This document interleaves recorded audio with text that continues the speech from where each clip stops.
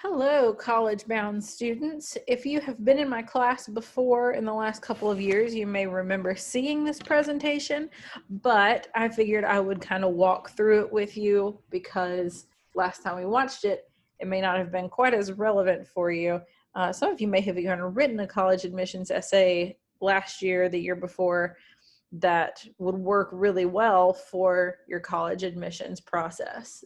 And maybe this will help spark the memory of that. And if anybody thinks they may have but doesn't remember, I might still have them. So let me know. Okay, so this is just going to walk you through, fair warning, this is a lot of slides, but I'm going to move through them quickly. This is all about how to write an excellent college admissions essay, as the title says, and really write something that makes you stand out and that will appeal to the college admissions boards. Or at least it will if I can work. Okay, so what makes a college essay great? First thing, like any good essay, you want to start with a hook to grab your reader. And personal anecdotes work really well for a college essay because the whole thing is about yourself. It's usually written in narrative style, which means you're essentially telling a story. It reveals a specific core or defining quality about the writer, which is you. And don't try to focus on writing about every aspect of your personality. Hone in on one thing. It may be tempting to kind of write all of your good qualities and say that you're intelligent and encouraging to others and responsible. But if you say too much about yourself, that actually kind of winds up, it kind of winds up backfiring, because what college admissions essays are really supposed to do they're supposed to feel really focused. They're really short, so you only have a certain amount of time to get through everything you want to say. So you want to focus on one specific quality. It also shows your character by showcasing what you really care about. And again, you should focus on one thing, not absolutely everything you care about, because hopefully you care about a lot of stuff. But if you could make it one thing, like the career path that you're headed on, your family, your church, video games, if that's the thing that you care the most about, just try to focus on one thing specifically. It's good if it takes a risk, like if it approaches a unique topic or approaches the topic in a creative way. We're going to look at a particularly unique one in a minute. It should ideally show grit, like feature a point where you overcame an obstacle using your own will and determination. College admissions essays and committees love grit. The committees, not the essays. The committees love essays about how you have grit. And includes a memorable topic. Mundane topics, surprisingly, are usually the best for this. Like why you love washing dishes, or how, I think another example I have later on is like how SpongeBob changed your life or something.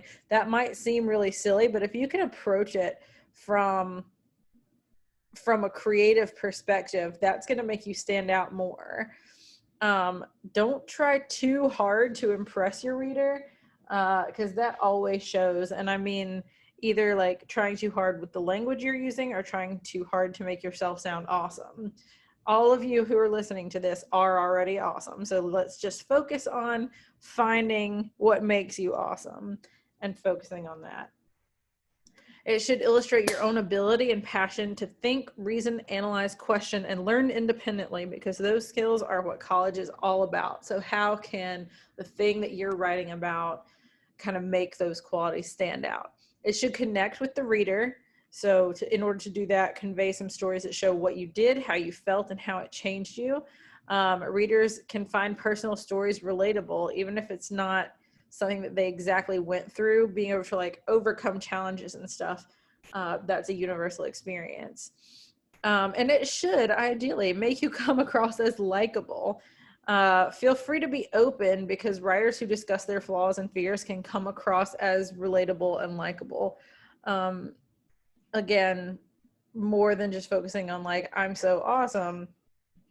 if you make it personal enough, your awesomeness is going to shine through.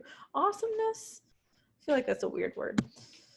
It should also show command of the English language. And by that, I mean proofread, proofread, proofread. Some of you guys are really good writers, but you don't like to proofread. You probably know if I'm talking about you.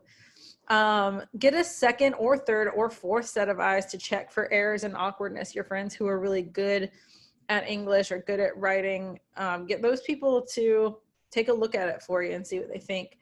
Don't be afraid to write a cruddy first draft to get your ideas out and then go back and clean them up. You can just kind of word vomit to start with, or you can start to pre-write and kind of organize your thoughts before you start the major part of the essay. Either one can easily help you. And lastly, don't be afraid to ask me for help. That's what I'm here for. And for the record, this is the one time where if you want me to just go through and clean up commas, spelling errors, words you left out, stuff like that, I'm totally happy to do that. This is an important essay. And also, I'm not grading it myself. So if you want me to do that, please just let me know and I'm happy to do it. So here are 5 tips for the perfect essay. Number 1, like we said, start with a defining quality. What do you think is the most important thing about you? It could be your compassion, your dedication, your creativity, and think about how your parents or friends would sum you up to a stranger. And if you don't know, just ask them. And then think about some examples of when you showed that quality or developed that quality, or when that quality was challenged and you were able to overcome that. Try to find something unexpected to write about. That's sort of going back to that mundane thing that I was talking about, because unexpected can still be common or everyday stuff. For instance, I'm going to click on this for a sec. This is a story, and I will send everybody this presentation, so you'll be able to find this link, about how this high schooler got into Stanford, which has the lowest rate of acceptance of any school in the United States. And she wrote about going to Costco and how much Costco actually impacted her. And it was for this prompt, which is something that I know some of you guys are already writing about this year. Some students have a background, identity, interest, or talent that's so meaningful they believe their application would be incomplete without it.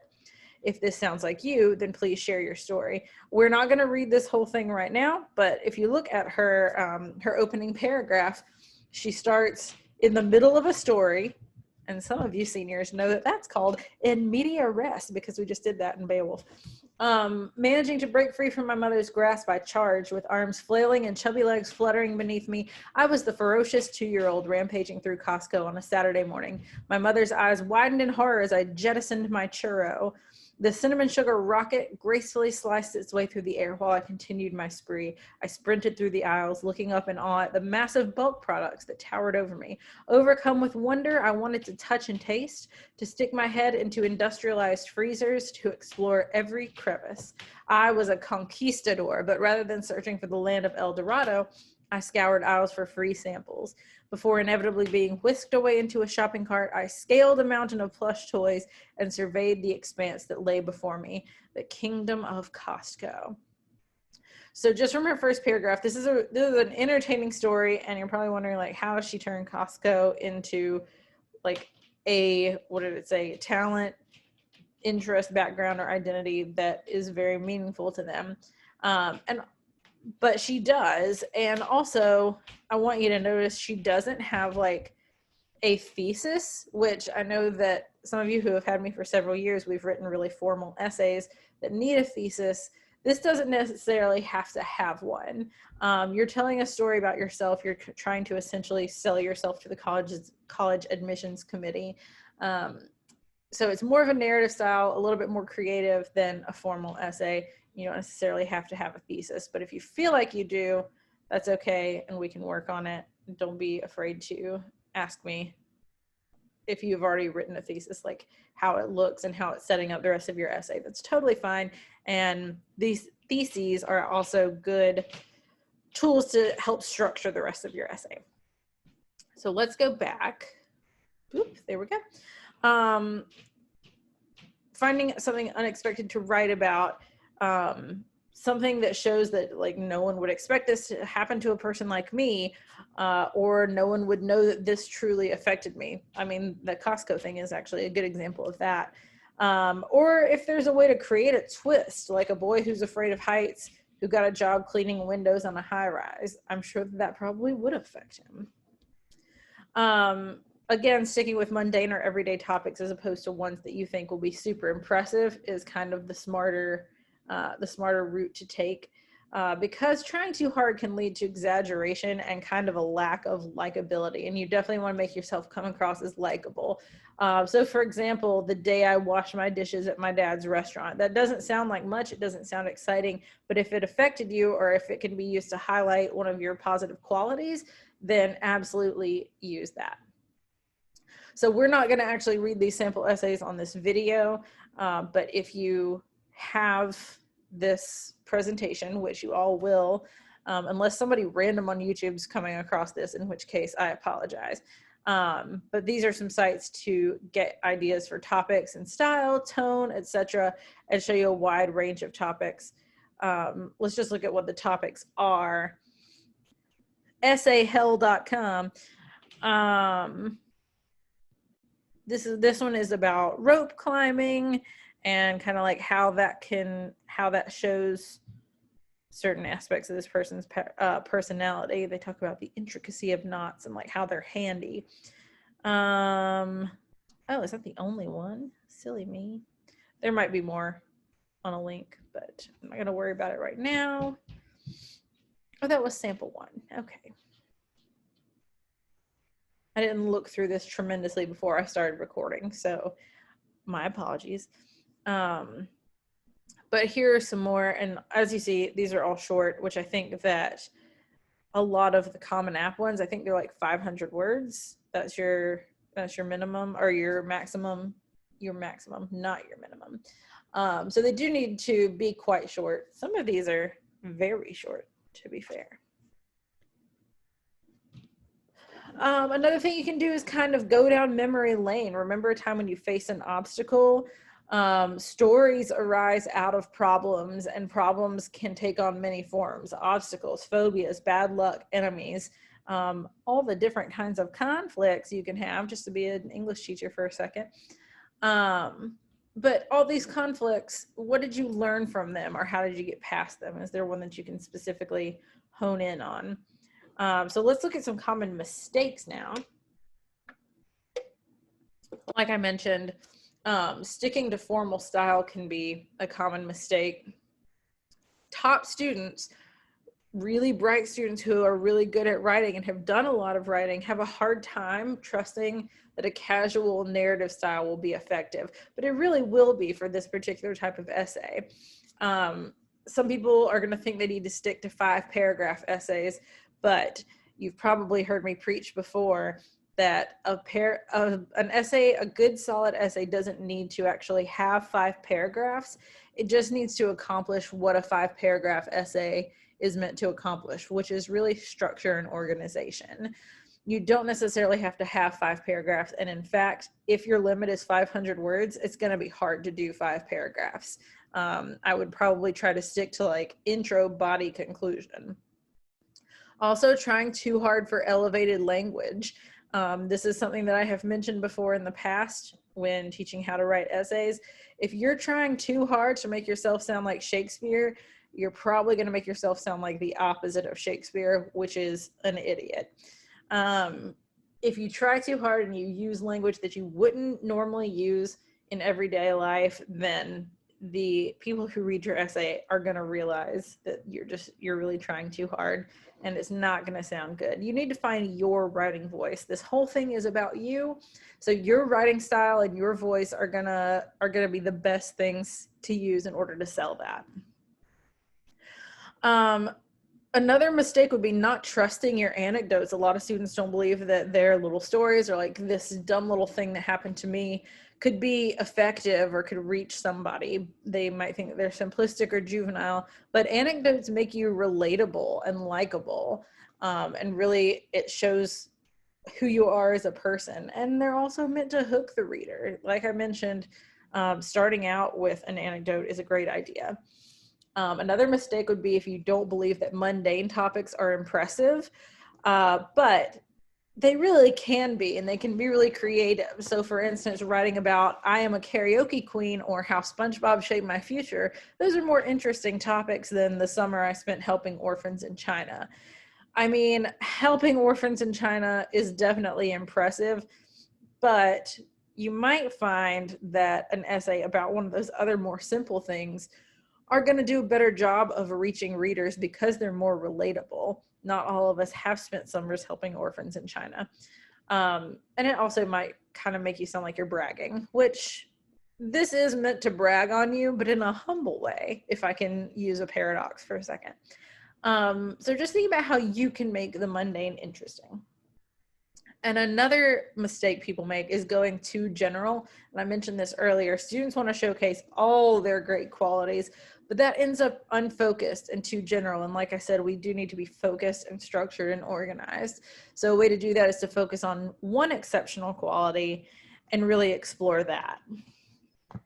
Another thing is just putting too much pressure on yourself. This can be a tough time trying to get in college. It can be stressful. And you might realize that there's a lot of intense competition. Everybody's trying to get into college right now. And that's kind of hard to reconcile with yourself and really feel like it's okay to loosen up a little bit, not put so much pressure on myself, and just really write an essay that resonates with other people rather than, again, like trying to be super impressive. It's better to talk about your unique qualities rather than your impressive ones. What really sets you apart from everybody else that is applying to get into college? Everybody applying looks good on paper. So set yourself apart. Everybody is writing essays like this. A lot of them probably are going to sound really similar. They're going to be about how intelligent you are, or like how you look up to Barack Obama, or something that's really really topical, or just really kind of general. And what you want to do is really make yourself stand out. I realize that this is like very small to look at, but another mistake is using Englishese, which is just a word I made up to define that bizarre language, in quotation marks, that students and a lot of adults use because they think that that's what their readers want, like their English teachers or their parents or their bosses or somebody they're trying to impress, and what makes them sound smart. And you would recognize it if you read or heard it. So here's an example. The sentence, as the cacophony of sounds from the child's crying wafted into my ears, I felt that my depiction of a clown was an injudicious idea. My reaction sprouted from my ability to be sensitive. And as my mind told me I had upset the child, I apologetically took my exit from the room. I mean, that's just, it's so many big words. It's hard to kind of parse through that. It would be a lot easier to say, when I heard the child crying, I realized my clown act was a bad idea. My only choice was to leave the room. I mean, so much cleaner, so much easier to understand, and kind of funny. So that's an exaggeration, but you can kind of recognize that sluggish, smug tone in the first one. People sometimes think it sounds intellectual and ponderous, like you're talking from an oversized armchair smoking a pipe, but don't listen to those types of pompous blowhards. Doesn't listening to those types of pompous blowhards bore you to death? And that's exactly how college admissions people feel when they have to read really stiff, overwritten essays. Another thing is that we sometimes shift into the passive voice or tense to make ourselves sound more important. We force in a lot of big words where shorter words work just as well or better. We use tons and tons of adverbs, and we just don't need to. We're all guilty at times of those mistakes. and of overwriting. But a lot of top students not only pack their essays with that kind of mistake, but they sometimes fight to hang on to them, even when someone like me tells them nicely to knock it off. So if at this point, if you had English teachers who praise that type of writing, it might be a hard habit to kick. But when you find yourself slipping into that voice that tries to sound impressive, just give yourself a mental slap and command yourself to just say it. Another trick is to ask yourself, would you ever really talk like that? And if not, don't write it like that either. Another thing to do is to look back at my top 10 mistakes to avoid doc, which used to be posted on Google Classroom, but I put the link in it there. This is just all stuff that you would want to avoid. And then at the bottom also, there's an example of an email I received from a terrible student who tried his best to use all 10. How gross is that? Some possible topics. You could talk about current or social issues. What do you consider to be the most important problem in our society and why? You could pick a controversial problem on college campuses and suggest a solution. Or ask, like, what do you see as the greatest threat to the environment today, if you want to write about current or social issues. Another one, obviously, that we've kind of focused on are personal achievements. How have you displayed leadership skills both inside and outside of school? I might even have some good ideas for some of you on that because I have known you for quite some time now. You could discuss a special attribute or achievement that sets you apart. You could describe your most meaningful achievements and how they relate to your future goals. I've already read one essay from one of you this year that kind of described that, and it was great, and it was really personal, and I think really helped to set that person apart. You could talk about your background and influences, pick an experience from your own life and explain how it's influenced your development. You could talk about who in your life has been the biggest influence and why. And better to go with someone you know than like a celebrity or a politician or something like that. Although if those people are the ones who have been your biggest influence, more power to you trying to write that. How has your family background affected the way you see the world, or how has your education contributed to the person you are today? What are your future plans and goals? Can you briefly describe those? Can you talk about where you see yourself 10 years from now? Can you talk about why you actually want a college education more than just everybody says I need to get one? Or some random topics. You could talk about a person or persons that you admire and explain why. You could choose a book or books that have deeply affected you and explain that. I'd love to read a college essay about how Harry Potter has deeply affected somebody. That'd be awesome. So this is something that I made you do before. You don't have to do it now unless you just want to, unless you just want some practice. Writing a few sentences about that topic and maybe trying to start brainstorming about what you actually want to write about. So finding your defining quality can be difficult, especially if you don't have a lot of self-awareness, but let's try nonetheless. This is just some more like pre-writing brainstorming ideas. List out some of your own qualities, just like a bullet point list of like 5 to 7, and try to be as focused as possible when you're thinking about those qualities. For instance, social, that's a nice quality, but is there something more specific than that? Does that mean you're talkative? Does it mean you're a good listener, that you're empathetic, that you're easy to talk to? All those things are social qualities, but let's hone in a little bit more closely than that. Likewise, smart can mean lots of things, and certainly a lot of you are smart, but you might be smart in different ways from each other. Some of you might be critical thinkers. Some of you might be super logical. You might be insightful. You might be very observant. You might be a natural problem solver. And all of those are more focused than just smart, and therefore they're going to make a better essay. Think about how your parents and best friends would describe you. And again, if you're not sure, just ask them. If you already have a degree or a program in mind, what qualities do you have that would make you a good candidate? Similar to how you would write a resume that's more focused, you would give like several copies of your resume and tweak them a little bit to appeal to whatever kind of job you're actually trying to get. It's a similar concept here. If you're looking into a music program, what's going to make you specifically like uniquely qualified to get into that music program. And then also realize that your negative qualities can have an upside. If you think that your defining qualities are negative ones, you can certainly kind of twist that to your own advantage. If you're super stubborn, change that into persistent and think of a time when that actually served you well.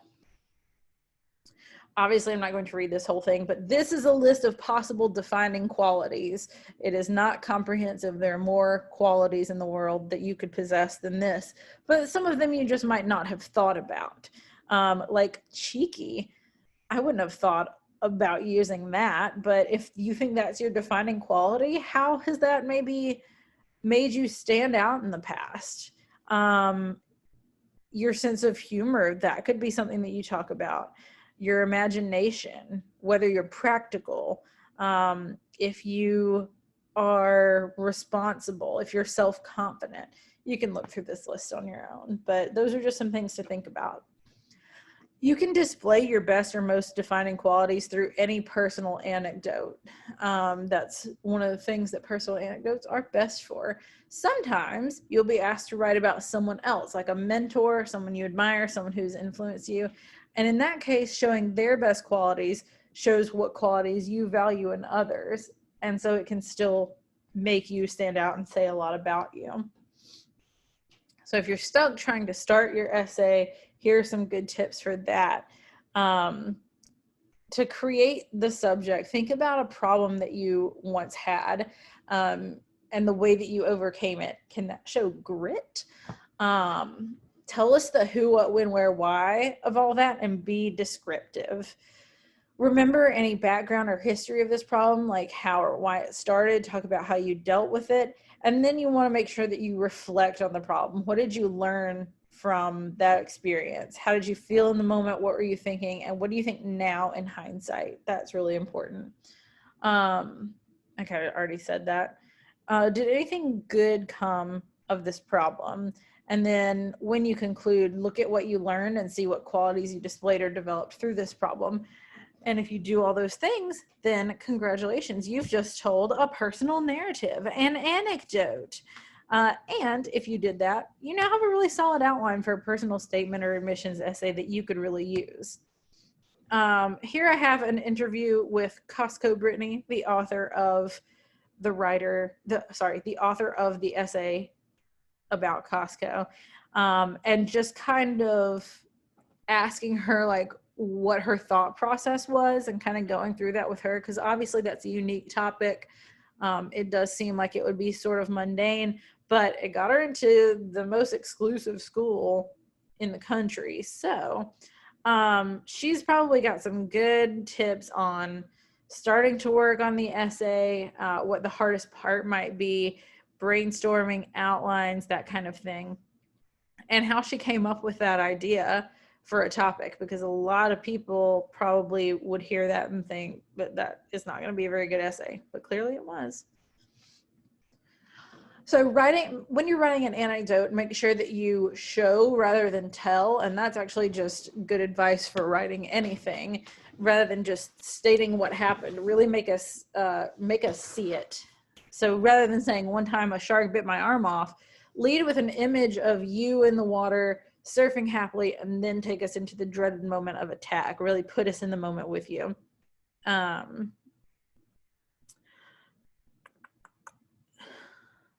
This is just kind of some advice on showing versus telling, and there's a good essay that's an example of that. So once you're looking at this on your own, you can go back and look at that. If you think you have nothing to write about, oh, there's a link to this. My God. I think this is just more advice about coming up with topics. That's exactly what it is. It tells a story about someone whose defining quality was how much they smile.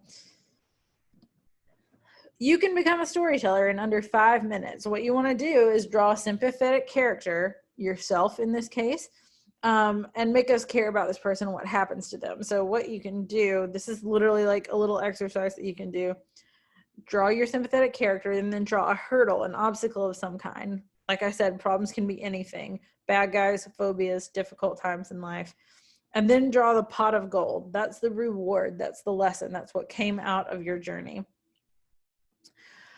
What's the story about? It's obviously about the character overcoming the obstacle to acquire the pot of gold, metaphorically. But what's it really about? It's not just about what you did, it's about the universal message that readers could draw from this story. And I used the movie Rocky as an example here.